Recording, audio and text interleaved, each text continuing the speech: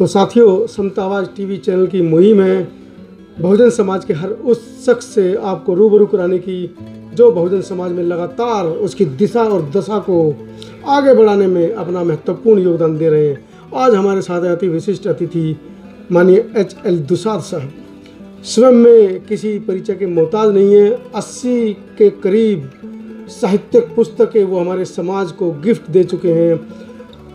लगभग कई दशकों से समाज के उत्थान और उत्थान में साहित्य की दृष्टि से अपना जो योगदान है वो दे रहे हैं। दुसाद जी, बहुत बहुत स्वागत, धन्यवाद समता आवाज़ टीवी चैनल पर आपका। सर, लेखन की प्रक्रिया जो आपने शुरू की, लगभग आप 30, जहाँ तक मुझे याद आ रहा है, 2 दशकों से आप लिख रहे हैं, तो कैसे शुरुआत हुई इस चीज़ की? शुरुआत का बड़ा कारण ये है कि मैं 1990 के दशक में बाबा साहब पर एक मेगा टीवी सीरियल का प्रोजेक्ट डाला जी। सोच ये थी कि अगर सीरियल हमारा ये हो जाता है, ये प्रूव्ड हो जाता है और यदि हम इसको बना देते हैं जी, तो हमारे पॉलिटिकल गतिविधियों पर वैसा ही इम्पैक्ट पड़ेगा जैसे रामायण और महाभारत का पड़ा। जी जी जी। लेकिन अंततः वो सीरियल अप्रूव नहीं हुआ। जब नहीं हुआ उसके बाद से हमने जो है कलम थाम लिया। उसकी वजह क्या थी कि अप्रूव नहीं किया उन्होंने? नहीं, अप्रूव ना होने का एक बड़ा कारण था कि सब्जेक्ट आप जानते हैं, हमारे किताब सीरियल का भी नाम क्रांतिकारी था जी, और सब्जेक्ट भी क्रांतिकारी। बाबा साहब डॉक्टर अम्बेडकर पर जो है सीरियल अप्रूव होना तो बड़ा कठिन था। जी, तो हमने एक कठिन प्रयास किया, लेकिन जो है अंततः वो सफल नहीं हो पाया। अप्रूवल कहीं ना कहीं उसके पीछे मनुवादी मानसिकता रही, शायद मैं शायद इसलिए कह रहा हूँ जी कि जब हमने 1990 में 3516 सब्जेक्ट पढ़े थे मंडी हाउस में जी जी, तो 92 में उसका रिजल्ट आता है। रिजल्ट में जो है मेरा नहीं था, लेकिन कुछ ही दिनों बाद जो है वो उसके खिलाफ एक कमीशन बैठ जाता है। कमीशन इस बात के लिए बैठता है कि जो सीरियल पास हुए थे उसमें हेरा फेरी हुई थी, लेन देन हुआ था। जी जी जी, तो एक तरीके से नहीं कहा जा सकता है कि पूरी तरीके से रिजेक्ट भी हुआ, लेकिन जी जी, मतलब आप पैसे नहीं खिला पाए उन लोगों को, तो आपका नहीं हो पाया, दूसरे लोगों ने खिलाया, ऐसा कुछ आप कहना चाह रहे हैं? लेकिन ये ना ऐसा है ना कि वो जो 1990 में लास्ट जो सीरियल का ये प्रपोजल्स पड़े थे जी जी, वो उसके बाद फिर जो है मंडी हाउस में नहीं पड़ा, जी, खत्म ही हो गया वो चीज़। तो फिर आपने लेखन को अपना? हाँ, उसके बाद से मैं जो है कलम थाम लिया और 1997 से मैंने लिखना शुरू किया जी। इस दरमियान जो है ये 2019 चल रहा है, अब तक अपनी 80 किताबें आ चुकी हैं। जी जी जी, तो 80 किताबें आपकी आई हुई हैं और ऐसा कहा जाता है कि लगभग आपका जो साहित्य है वो 35,000 रुपये का वर्ल्ड रिकॉर्ड है अभी तक, कि इतना महंगा साहित्य आज तक कभी किसी का नहीं बिका। नहीं, ये तो है जी।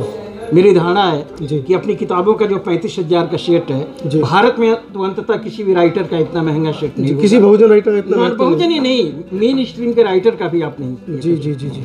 और हमने 20 सालों में जिस मात्रा में साहित्य तैयार किया है इंडिया में नहीं हुआ, शायद वर्ल्ड में नहीं हुआ होगा। इतने कम समय में इतना ही मात्रा में लिटरेचर शायद किसी ने नहीं करा। तो बहुजन डाइवर्सिटी मिशन के 13वें स्थापना दिवस के उपलक्ष्य में दलित लेखक संघ एवं बहुजन डाइवर्सिटी मिशन के तत्वाधान में वरिष्ठ लेखक HL दुसाद और कलेश्वर प्रियदर्शी द्वारा संपादित पुस्तक स्वर्ण और विभागवार आरक्षण वर्ग संघर्ष के इतिहास में बहुजनों पर सबसे बड़ा हमला का लोकार्पण पर चर्चा का आयोजन आज कनॉट प्लेस F19 के ऑफिस पर किया गया है। आप देख रहे हैं तमाम लेखक और जो साहित्यकार हैं वो पहुंच चुके हैं। HL दुसाद जी भी कुछ ही क्षणों में हमारे बीच में होंगे, मुझे लगता है वो आ गए हैं। मैं आपको दिखा रहा हूँ कि जो लेखक संघ के जो सदस्य हैं वो लगभग आ चुके हैं और कुछ ही देर में ये संगोष्ठी शुरू होने वाली है।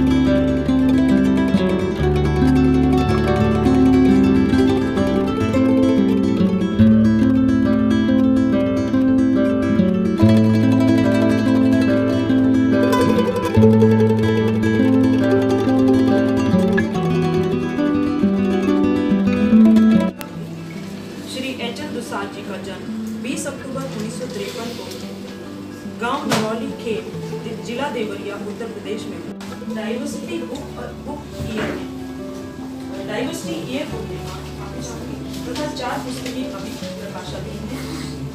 कुछ पुस्तकों के मैं नाम बताना चाहूँगी। तेज विकास रोशनी से वंचित बहुजन समाज, आरक्षण पर संघर्ष, आस्था पर अभिव्यक्ति का हमला, सामाजिक न्याय की राजनीतिक हार, मुद्दा विहीन चुनाव में डाइवर्सिटी, महिला सशक्तिकरण में बाधक, शक्ति के केंद्रों में लैंगिक विविधता की अनदेखी, जाति जनगणना की चुनौतियां, भगाना की निर्णय,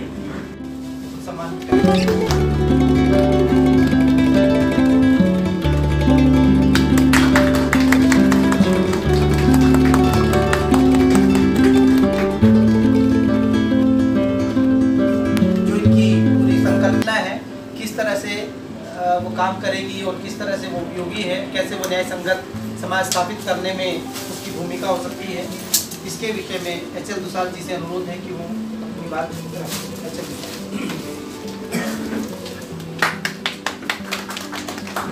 बहुजन डाइवर्सिटी मिशन के 13वें स्थापना दिवस पर उपस्थित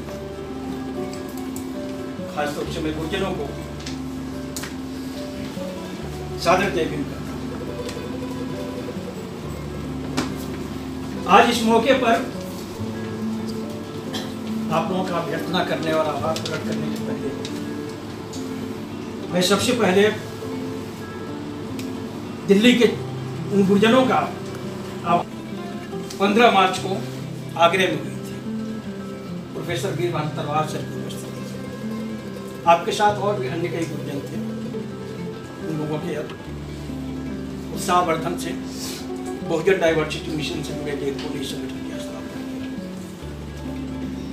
मित्रों, बहुजन डाइवर्सिटी मिशन की स्थापना 2007 में जो होती है उसके पीछे प्रेरणा भोपाल कॉन्फ्रेंस की रही, भोपाल घोषणा पत्र की रही। शायद बहुत से लोग ये भोपाल घोषणा पत्र के कंट्रीब्यूशन को भूल चुके हैं, लेकिन सच्ची बात है कि आज हमारा बहुजन मूवमेंट जिस मुकाम पर पहुंचा है उसमें भोपाल घोषणा पत्र का बहुत बड़ा योगदान है। रतन सर हमारे बैठे हुए हैं, डॉक्टर राजेश पासवान भोपाल घोषणा पत्र के राइटिंग में बहुत बड़ा इनका भी कंट्रीब्यूशन है। मैं भी एक सहयोगी था और मुख्य रचनाकार थे उसके चंद्रभान प्रसाद भी थे। 12-13 जनवरी 2002 को मध्य प्रदेश की राजधानी भोपाल में दलित बुद्धिजीवियों का जो सम्मेलन हुआ, तो मेरी जानकारी में शायद आजाद भारत का सबसे महत्वपूर्ण सम्मेलन, जहाँ से डाइवर्सिटी के आइडिया जो है जन्म लेती है। वो पहला सम्मेलन था जहाँ ये स्थापित किया था चंद्रभान जी ने कि जो भूमंडलीकरण की चुनौतियां हैं, उन चुनौतियों का सामना वंचित वर्ग सिर्फ और सिर्फ जो बधे बधाए जो पारंपरिक आरक्षण है उसके सहारे नहीं कर सकता है। ऐसे ही उन्होंने वहाँ से जो है एक नई आइडिया दिया था जो दुनिया के दूसरे देशों में लागू है, खासतौर से अमेरिका और दक्षिण अफ्रीका में। और वहाँ से उन्होंने ये कहा था कि थिंक बिहाइंड रिजर्वेशन, एक स्लोगन था उनका, थिंक बिहाइंड रिजर्वेशन। नौकरियों से परे हट करके आप दूसरे क्षेत्रों में संख्या अनुपात में भागीदारी लेने की कोशिश करो, जैसा कि अमेरिका में हो चुका है। वो पहले व्यक्ति हैं जिन्होंने बताया कि भारत का जो रिजर्वेशन है उस रिजर्वेशन की आइडिया को अमेरिका वाले अडॉप्ट करते हैं, बोरो करते हैं, लेकिन बोरो करने के बाद उस आइडिया को सिर्फ नौकरी तक सीमित न रख करके उसे जीवन के तमाम क्षेत्रों में स्प्रेड कर देते हैं।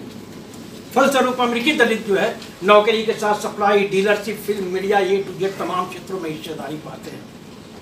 ये सच्चाई चंद्रभान जी ने अवगत कराया भोपाल घोषणा पत्र के बाद। बहरहाल 13 जनवरी को जारी घोषणा पत्र ने पूरे राष्ट्र का ध्यान आकर्षित किया और इसका महत्व का अंदाज इस बात से लगाया जा सकता है कि 25 जनवरी 2002 को राष्ट्रपति के आर नारायणन जब देश को संबोधित कर रहे थे 26 जनवरी की पूर्व संध्या पर, तो उन्होंने पूरे देश के समक्ष अपील की कि प्लीज भोपाल घोषणा पत्र को एडॉप्ट करो, इसे अपनाओ। पूरे देश के समक्ष उनके इस अपील के बाद से जो मेन स्ट्रीम की जो बौद्धिक दुनिया है उसमें भी भोपाल घोषणा पत्र को लेकर के काफ़ी हलचल हुई और बड़े बड़े इस देश के पत्रकारों ने लिखा कि यहाँ से जो एक रिजर्वेशन की को व्यापक रूप देने की जो कोशिश किया गया है, आने वाले दिनों में भारतीय पॉलिटिक्स में इसके झंझावती परिणाम आएंगे, झंझावती परिणाम निकलेंगे। बहरहाल भोपाल घोषणा पत्र ने लोगों का ध्यान तो आकर्षित किया, लेकिन किसी को भी यकीन नहीं था कि भारत जैसे देश में अमेरिका के बाद जो है नौकरियों से परे हट करके दूसरे क्षेत्रों में भागीदारी मिल सकती है, रिजर्वेशन मिल सकता है। लेकिन 27 अगस्त 2002 को दिग्विजय सिंह ने इस असंभव से सपने को सही कर दिखाया। 27 अगस्त 2002 को मध्य प्रदेश में आपका समाज कल्याण विभाग में छात्रों के लिए जो परचेजिंग होती है उसमें 30% रिजर्वेशन दिया। मसलन बच्चों को जो है वो आपका साबुन, तेल, टावेल इत्यादि जो सामग्री भेंट की सप्लाई की जाती थी छात्रावासों में, उसमें 30% सामग्री जो है SC ST के लोग करेंगे, ये उन्होंने किया। ये बहुत बड़ी घोषणा थी, बड़ी क्रांतिकारी घोषणा थी। भारी अफसोस के साथ कहना पड़ता है कि इस घोषणा से प्रभावित होकर के ढेरों संगठन आए वजूद में, उन्होंने अपने अपने तरीके से उठाया इस मांग को, लेकिन इस चीज़ को कायम नहीं रख पाया। रतनलाल सर हमारे साथ बैठे हुए हैं। 27 अगस्त को ये मध्य प्रदेश में सप्लाई डाइवर्सिटी लागू होने के बाद इसका जो इम्पैक्ट हुआ आप लोगों को मैं बताना चाहता हूँ। इस पम्फलेट में भी लिखा हुआ है कि सबसे पहले डॉक्टर संजय पासवान ने पार्लियामेंट में इस सवाल को उठा करके लोगों का ध्यान आकर्षित किया। उसके बाद से RK चौधरी जो है अपनी पार्टी का एकमात्र स्लोगन ये किए कि निजी क्षेत्र में आरक्षण अमेरिका के डाइवर्सिटी पैटर्न को करके उन्होंने लगातार अभियान चलाया। डॉक्टर उदित राज भी अपने तरीके से प्रयास किए और भी बहुत से लोग किए। इससे प्रभावित होकर के देश के विभिन्न संगठन अपने अपने स्टेट्स के सामने जो है ये मांग रखे कि इसको लागू किया जाए। उसी क्रम में हम लोग 2003 में गए थे सर भोपाल में, याद है? भोपाल का जो लॉ कॉलेज वहाँ बहुत ही शानदार सम्मेलन होना था। लाल सर से वहीं पहली बार परिचय हुआ। आप राजेश पासवान साहब थे। तो साथियों कहने का मतलब कि 27 अगस्त 2002 को नौकरियों से परे हट करके सप्लाई में जो ये रिजर्वेशन मिलता है इसका बड़ा गहरा इम्पैक्ट पड़ा और विभिन्न संगठनों तथा नेताओं ने इस बात को उठाने की कोशिश किया। लेकिन अफसोस के साथ कहना पड़ता है कि ये चीज़ जो है लंबी लड़ाई में परिवर्तित ना हो सके। थोड़े दिनों के बाद लोग थक गए और जब लोग थक जाते हैं वैसी स्थिति में जो है भोपाल घोषणा पत्र से निकली हुई आइडिया को आगे बढ़ाने के लिए 15 मार्च 2007 को बहुजन डाइवर्सिटी मिशन की स्थापना होती है सर की उपस्थिति में और ढेरों गुर्जर थे वहाँ से। जैसे कि आपने जो है मेरा परिचय देते हुए बताया कि डाइवर्सिटी की बात हम लोग क्यों करते हैं। मित्रों, ये संगठन बन जाने के बाद से हम लोगों ने सबसे पहले डिसाइड किया कि मानव जाति की सबसे बड़ी समस्या क्या है, बहुजन समाज की सबसे बड़ी समस्या क्या है। ये समस्या जो हमने आइडेंटिफाई किया तो पता चला कि आर्थिक और सामाजिक गैर बराबरी मानव जाति की सबसे बड़ी समस्या है। समस्या आइडेंटिफाई करने के बाद से गौतम बुद्ध ने कहा है कि यदि कोई समस्या है तो उसका कारण है, कारण को ढूंढ लो तो निवारण मिल जाएगा। तो आर्थिक और सामाजिक गैर बराबरी दुनिया की सबसे बड़ी समस्या है। इसे बहुत से लोगों ने दोहराया है, लाखों लोगों ने लिखा है, लेकिन इसका ओरिजिन कैसे होता है? बहुजन डाइवर्सिटी मिशन का यहाँ एक एक्स्ट्रा कंट्रीब्यूशन है। इससे जुड़े लेखकों ने जो है डिस्कवर किया कि सोर्सेज ऑफ पावर में, शक्ति के स्रोतों में सामाजिक और लैंगिक विविधता का अनइक्वल रिफ्लेक्शन ही जो है इसका मेन कारण है।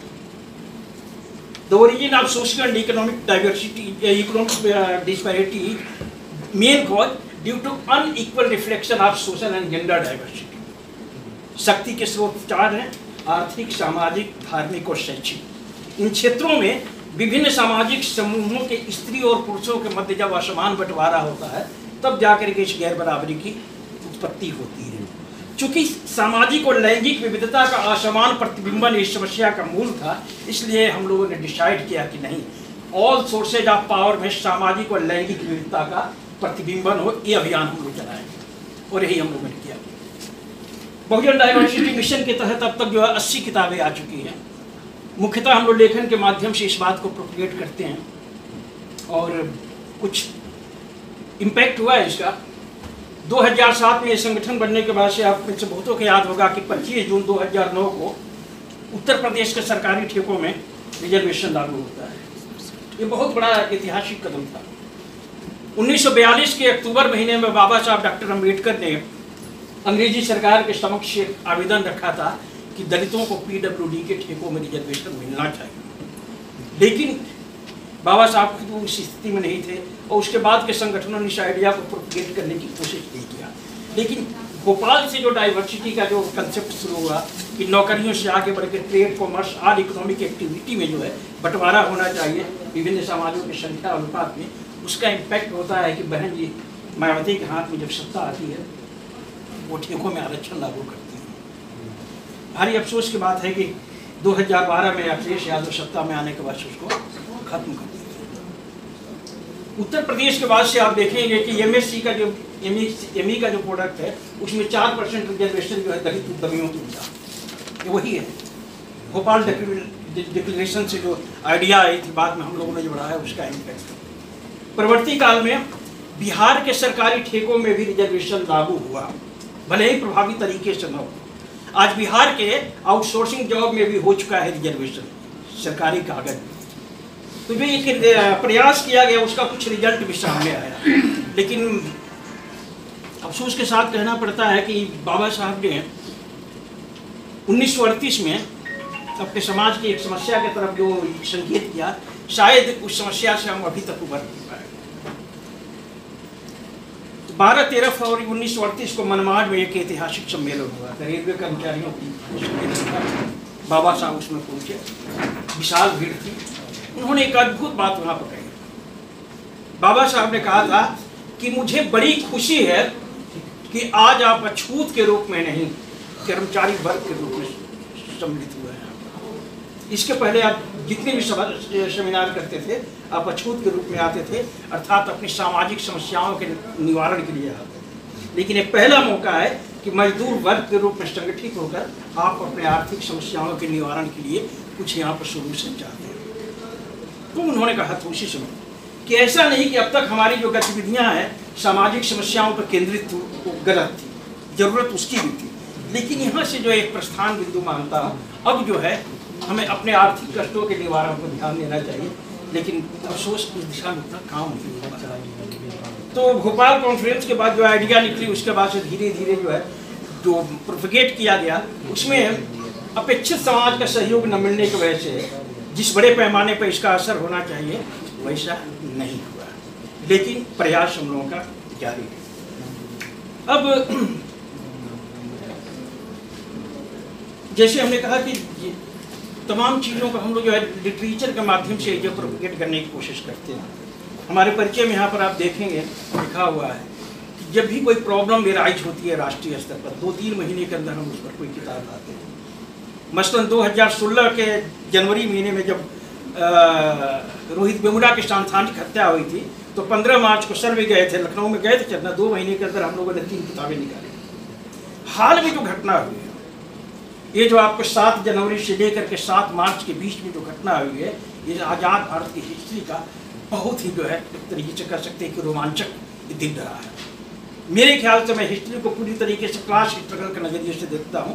ये 7 से 7 मार्च का जो दिन है, 60 दिन जो है आज़ाद भारत की हिस्ट्री में क्लास स्ट्रगल के हिसाब से सबसे इम्पोर्टेंट दिन है। इन 60 दिनों का इतिहास हम लोगों ने आज जो किताब विमोचित होने जा रही है इसमें रिकॉर्ड करने की कोशिश किया। 7 मार्च को मोदी सरकार ने आप लोगों के ये वापस किया। जब 7 जनवरी को प्रस्ताव पारित होता है मोदी सरकार के द्वारा कि 10% रिजर्वेशन सवर्णों को दिया जाएगा, बड़े सदमे की बात थी। सोशल मीडिया पर नज़र दौड़ाइए, इस किताब में भी लिखा हुआ है 7 मार्च के होने के साथ ही जो है बहुजन समाज के बुद्धिजीवियों ने हताशा तो जरूर जताई, लेकिन उसके साथ जो उनका इम्पैक्ट, उनका रिएक्शन किस रूप में आता है।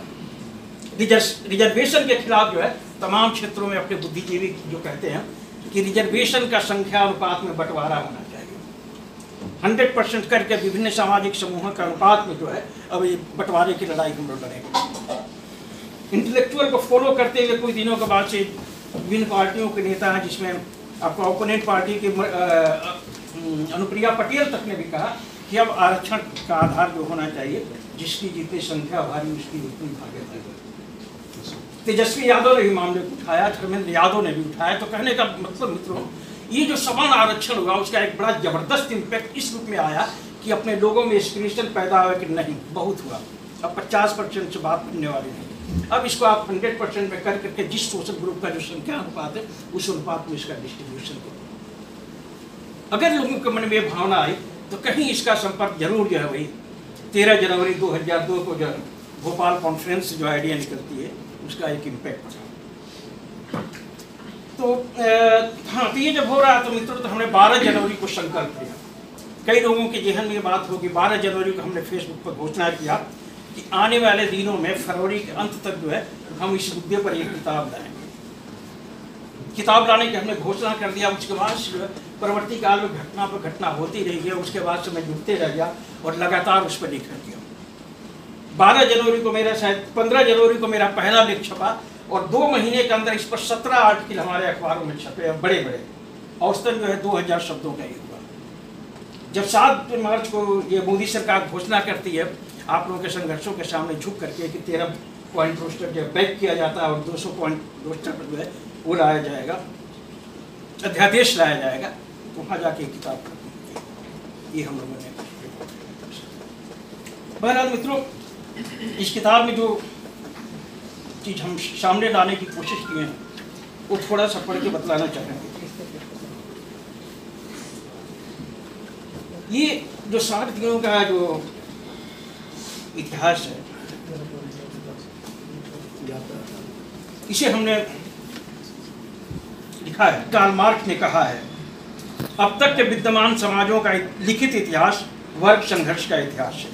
एक वर्ग वह है जिसके पास उत्पादन के साधनों पर स्वामित्व है, अर्थात जिसका शक्ति के स्रोतों आर्थिक, राजनीतिक, शैक्षिक और धार्मिक पर कब्जा है। दूसरा वह है जो शारीरिक श्रम पर निर्भर है, अर्थात शक्ति के स्रोतों से दूर व बहिष्कृत है। पहला वर्ग सदैव ही दूसरे का शोषण करता रहा है। मार्क्स के अनुसार समाज के शोषक और शोषित ये 2 वर्ग सदा ही आपस में संघर्षरत रहे, इनमें कभी भी समझौता नहीं हो सकता। नागर समाज में विभिन्न व्यक्तियों और वर्गों के बीच होने वाली होड़ का विस्तार राज्य तक होता है। प्रभुत्वशाली वर्ग अपने हितों को पूरा करने और दूसरे वर्ग पर अपना प्रभुत्व कायम करने के लिए राज्य का उपयोग करता है।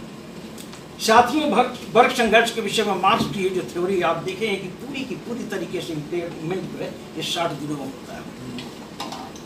मार्क्स ने वर्ग संघर्ष के इतिहास का जो निर्भुल सिद्धांत दिया उसमें स्वाधीन भारत में 7 जनवरी से लेकर 7 मार्च 2019 के मध्य भारत के प्रभुत्वशाली वर्गों, सवर्णों और वंचित वर्गों, SC, ST, OBC और इनसे धर्मांतरित के मध्य रक्तपातहीन संघर्ष का एक अद्भुत अध्याय जुड़ गया।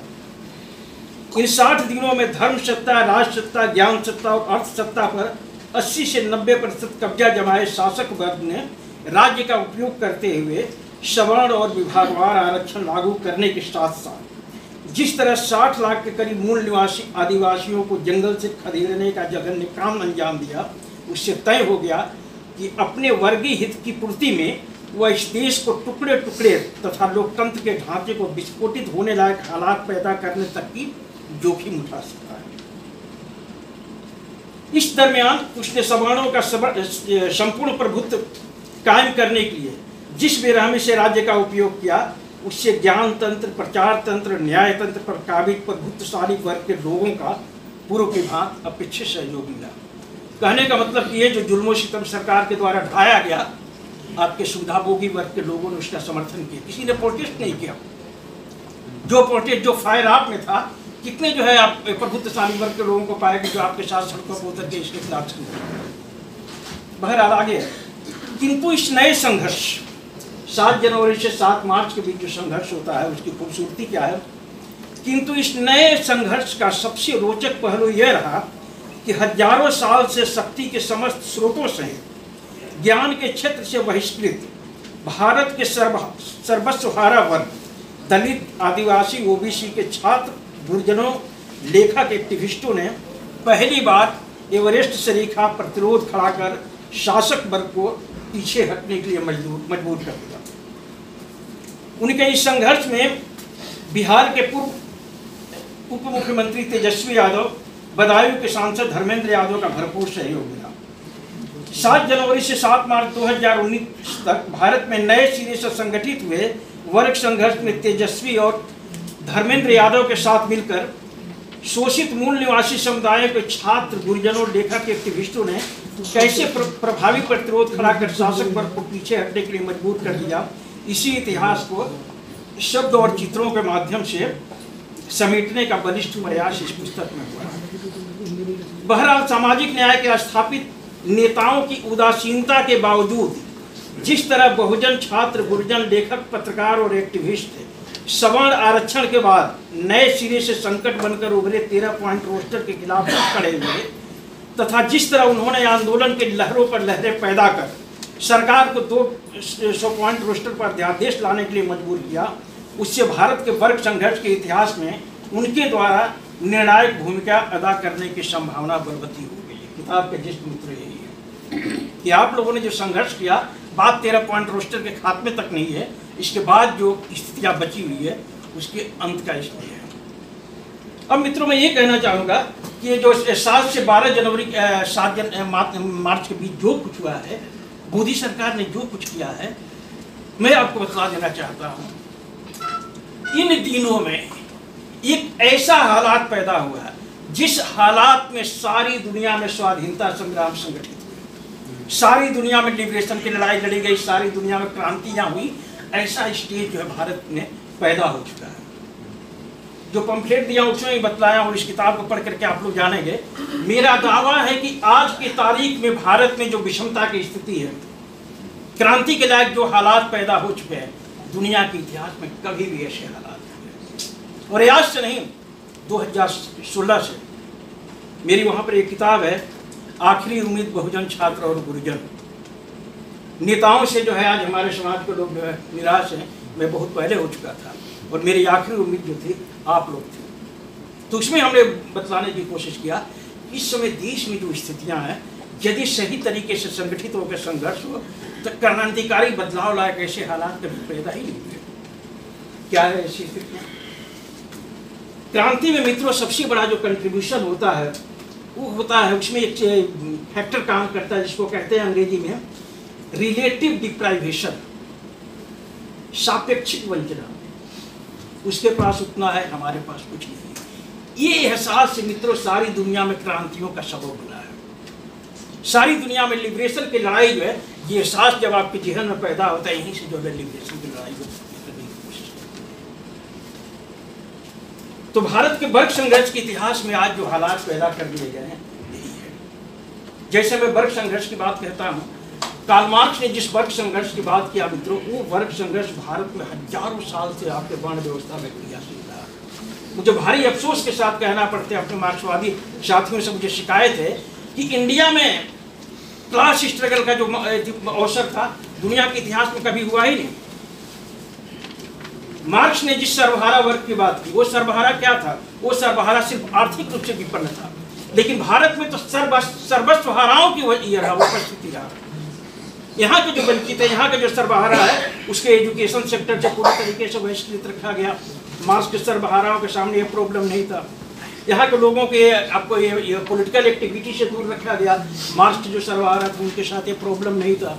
यहाँ के लोग अच्छा नाम तक कहीं रह सकते थे। ऐसे हालात दुनिया में कहाँ रहे, लेकिन भारी अफसोस के साथ कहना पड़ता है कि आपने उसको नहीं। दूसरी चीज़ जो है, जाति व्यवस्था से, जाति पर आप जो है चर्चा ही नहीं करना चाहते थे। जाति क्या है? जाति बेसिकली एक अर्थशास्त्र है। मेरी एक किताब है वर्ण व्यवस्था, एक वितरण व्यवस्था, मैंने साबित किया कि जाति जो है एक्चुअल सोर्सेज ऑफ पावर के डिस्ट्रीब्यूशन की व्यवस्था है।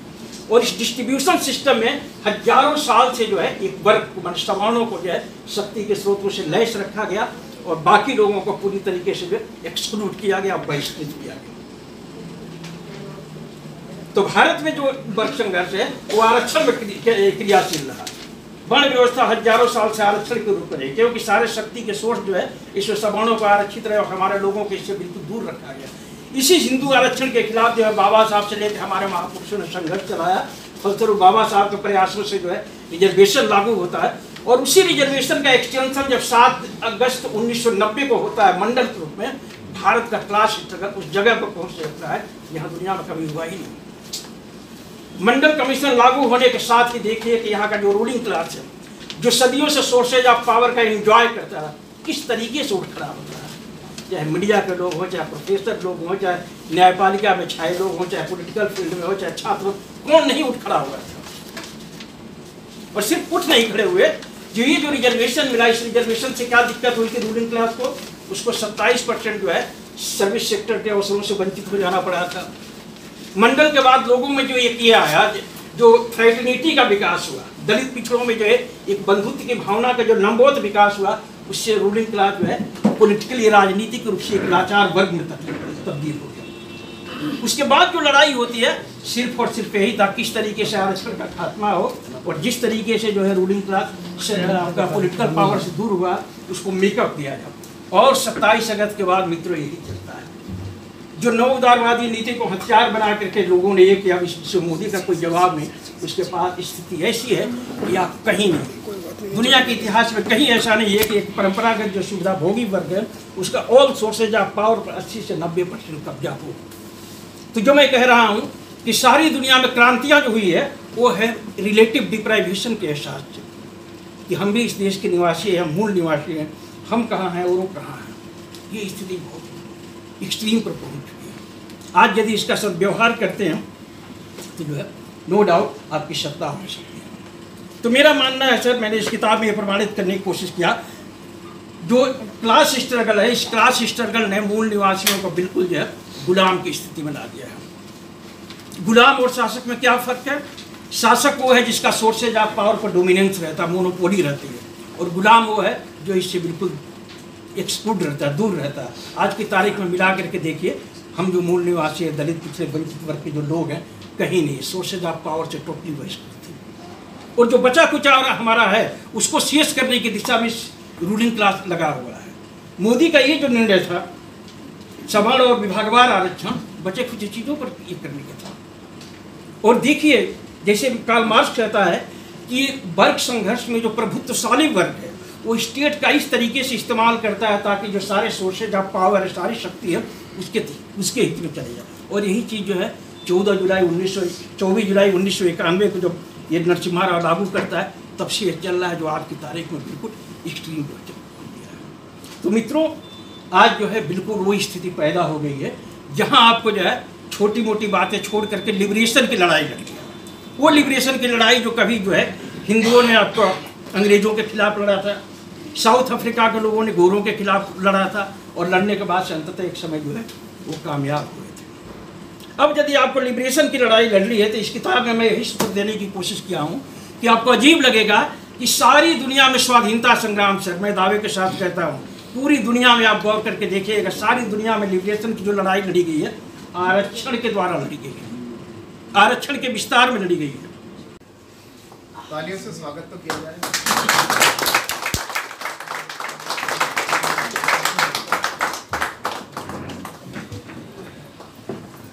में विद्यमान है, और बेहद खुशी की बात है कि न्याय, समानता और आज़ादी, भाईचारे की बात करने वाले सवर्ण तबके के भी तमाम बुद्धिजीवी विद्वान लोग इसमें दलित बहुजनों के साथ खड़े हैं। ये बात बेहद खुशी की बात है, और यही बात है, हमें विश्वास है कि हम इसको हासिल करके रहेंगे। इन्हीं अपने बातों के साथ मैं वीर भारत तलवार जी से अनुरोध करूंगा, वीर भारत तलवार जी से मैं अनुरोध करूंगा कि वो आज की जो स्थितियां हैं इसमें डाइवर्सिटी का क्या महत्व है, और डाइवर्सिटी में मुझे बोलने के लिए कोई विषय तो नहीं दिया गया था। उस्ताद साहब का कार्यक्रम है, उन्होंने आने के लिए कहा, और जो भी मेरी परिस्थितियां थी मैं आया हूँ। ये दुसाद साहब की कौन सी किताब होगी अगर गिनती में कहा जाए तो मुझे लगता है मैंने इनकी किताबों की गिनती करनी छोड़ दी। इतनी किताबें मैंने आज तक किसी दूसरे व्यक्ति को लिखते हुए नहीं देखा। और ये इनके अंदर जो ऊर्जा है और जो बेचैनी है वो कितनी गजब की होगी कि इतनी तेजी से, इतनी जल्दी से, इतने महत्वपूर्ण विषयों पर इतनी स्पष्टता और सधे ढंग से अपने विचार रखते हुए ये किताबें लिखते हैं और उसे छपवा के तुरंत सामने लाते हैं। उसके साथ साथ ये भी, तो ये मेरे लिए एक बहुत ही हैरान करने वाली बात है इनकी। मैं इनके मुरीदों में रहा, इनके चाहने वालों में रहा हूँ मैं, और इनकी बहुत पहले इनकी पत्रकारिता के कुछ नमूने मैंने देखे थे। और ये जो मिशन इन्होंने कायम किया है ये उस समय नहीं था, उसके बाद कायम हुआ। और शायद मैं इसके पहले स्थापना दिवस में भी था और दूसरे में भी था, उसके बाद भी रहा हूँ। और अब ये 13वां स्थापना दिवस है। आगरा में जो हुआ था पहला था 2007 में, पहला उसमें मैं आगरा गया था, और दूसरा दिल्ली में हुआ था आपका डाइवर्सिटी डे हुआ है राजेंद्र नेशनल सेंटर की तरफ हुआ था। फिर जेएनयू में भी आप कई कार्यक्रमों में रहे। जी जी। तो ये जो विचार है इनका डाइवर्सिटी का, मैं क्यों इनका समर्थक हो गया? मैं तो एक वामपंथी विचारों का व्यक्ति हूँ और अंबेडकर को निश्चित रूप से मैंने पढ़ा हुआ है बहुत ध्यान से, और उन्होंने बहुत मुझे प्रभावित किया। लेकिन दुसाध साहब ने जिस डाइवर्सिटी की बात की, और उससे पहले शायद चंद्रभान ने भी बिगनिंग में उन्होंने ही किया था। तो हम लोगों के विद्यार्थी थे जेएनयू में, और ये विचार सीधे मेरे दिल को छूता है। भारत जिस प्रकार का देश है, जिस प्रकार का समाज है, और जिस प्रकार का सत्ता समीकरण यहाँ रहा है, उसमें उसने जो अंतर्विरोध पैदा किए हैं, उसने जो तनाव समाज में पैदा किए हैं, एक सभ्य तरीका उन तनावों को हल करने का यही एकमात्र हो सकता है। ये जो अंबेडकर जी ने संवैधानिक उपाय बताए, और ये जो डाइवर्सिटी की विचारधारा है, भारत के अंतर्विरोधों को अगर एक सभ्य तरीके से हल करना है तो यही उसका एकमात्र रास्ता है कि भारत के हर मंच पर, हर क्षेत्र में हम उसकी विविधता को प्रतिबिंबित होते हुए देखें, उस विविधता का सम्मान किया जाए। और बहुत खेद की और आश्चर्य की बात है कि यह विचार जो भारतीय राजनीति के केंद्र में होना चाहिए, उसके लिए आप वर्षों से लड़ रहे हैं, लेकिन आज भी उस विचार को भारत की राजनीति का केंद्र स्थान तो दूर, बहुत कम उसकी चर्चा होती है। तो ये लड़ाई तो जारी रहेगी और रहनी चाहिए अगर भारतीय अंतर्विरोधों को सही तरीके से हल करना है। आज मैं समझता हूँ कि हमारे देश में, आप लोगों ने भी कहा कि दलित और आदिवासी बड़े ही गंभीर संकट से गुजर रहे हैं। उन्होंने वर्षों से लड़कर जो अधिकार हासिल किए, उन अधिकारों पर ऐसा हमला कभी किसी ने उम्मीद भी नहीं की थी। डॉक्टर अंबेडकर और उससे पहले ज्योतिबा फुले, इन लोगों ने एक सदी से भी लंबा समय जो लड़ाई लड़ते आ रहे थे, जिन लड़ाइयों के फलस्वरूप इस संविधान में कुछ व्यवस्थाएं बनी, कुछ प्रावधान बने, कुछ अधिकार तय किए गए, उन अधिकारों और प्रावधानों पर हमला होगा एक दिन, ये कभी किसी ने इस देश में नहीं सोचा होगा।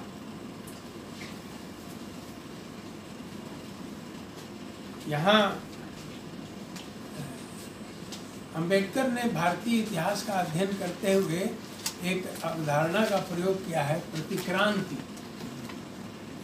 हिंदुस्तान में दलितों और शूद्रों ने बहुत बार विद्रोह किया है, अपना राज्य भी कायम किया है, लेकिन उन राज्यों को उलट भी दिया जाता रहा। हर बार जो शासक वर्ग रहा है वो थोड़ी देर के लिए चुप, भले ही बैठ जाना पड़ा हो उसको, लेकिन उसने फिर से वार किया है और फिर से सत्ता अपने हाथ में ली है। तो इस घटना को अम्बेडकर ने प्रतिक्रांति शब्द से कहा। मुझे लगता है कि भारतीय इतिहास को बड़े सही ढंग से उन्होंने इस शब्द के माध्यम से उसकी ट्रेजेडी को दिखाया है। मित्रों, आज लगता है हम वैसे ही एक प्रतिक्रांति के दौर से गुजर रहे हैं। और दुर्भाग्य की बात ये है कि आज शासक वर्ग जो इस प्रकार शक्तिशाली हुआ है और इतनी हिम्मत के साथ इतने जोखिम उठाते हुए उसने हमले किए हैं, इसमें बहुत सारे दलित संगठनों और उनके नेताओं का भी योगदान है। और जब व्यक्तिगत स्वार्थ के लिए या थोड़े से लोगों के स्वार्थ के लिए एक राजनीति, उसकी विचारधारा, उसके संघर्ष के साथ समझौता किया जाता है, चीज़ों की लिपापोती की जाती है, उनको छुपाया जाता है, उन पर चुप्पी साधी जाती है, तो ऐसा ही होता है। उस राजनीति की, आज दलित राजनीति की विश्वसनीयता भी घटी इन कारणों से। लेकिन कोई भी वर्ग स्वेच्छा से अपने अधिकार नहीं छोड़ता है। जिस तरह से शासक वर्ग अपने अधिकार नहीं छोड़ता स्वेच्छा से, उसी प्रकार से दलित हों, आदिवासी हों, वे भी उनको जो अधिकार उन्होंने लड़के हासिल किए उनको स्वेच्छा से नहीं छोड़ेंगे। और इसीलिए आज दलित राजनीति का, दलितों का रिस्पॉन्स क्या होगा, ये सवाल जब सामने आता है तो मैं दलितों की जो युवा पीढ़ी है, जो नई पीढ़ी है, सिर्फ वहीं मुझे आशा की किरण दिखाई देती। दलितों की जो नई पीढ़ी है, इसमें बड़े तेजस्वी लोग उभर कर सामने आए हैं। उनके अंदर जो अपने आत्मसम्मान की एक चेतना है, जिससे वो लड़ने के लिए प्रेरित हुए हैं, समानता के, न्याय के अधिकार के लिए। रतनलाल जैसे युवा नेताओं को मैं देखता हूँ तो बहुत भरोसा होता है कि दलित समाज इस संकट को पार कर लेगा अपने संघर्ष से। ये जो दो सवाल इस किताब के केंद्र में हैं, 10% आरक्षण और ये जो रोस्टर प्रणाली में जो फिर बदलाव किया गया, ये बड़े ही महत्वपूर्ण सवाल है। ये पूरे दलित आदिवासी समाज के लिए, करोड़ों लोगों के लिए कितने महत्वपूर्ण है, ये सिर्फ दलितों और आदिवासियों के शिक्षित वर्ग और बुद्धिजीवी ही इसको समझा सकते हैं।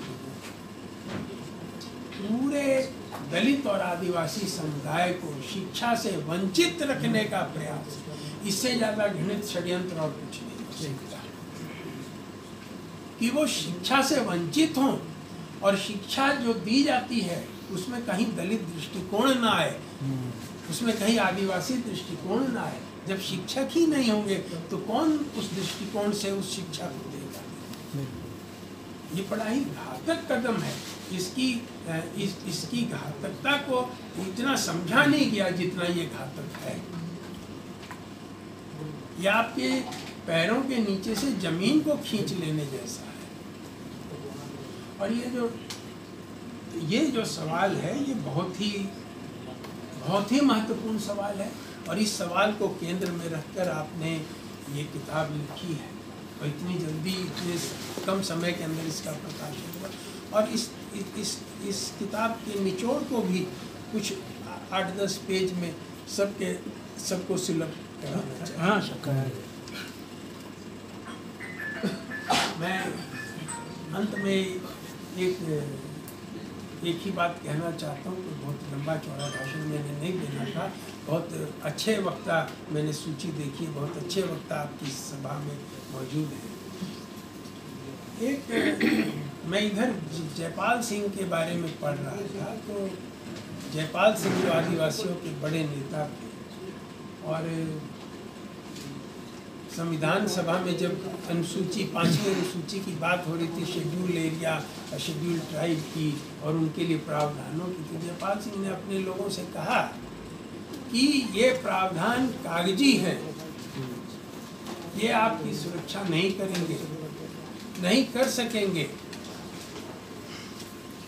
आपकी जो राजनीतिक ताकत है सिर्फ वही आपकी सुरक्षा कर सकती है। It is only your political strength your best safeguards. तो ये बात अंबेडकर जी ने भी कही थी।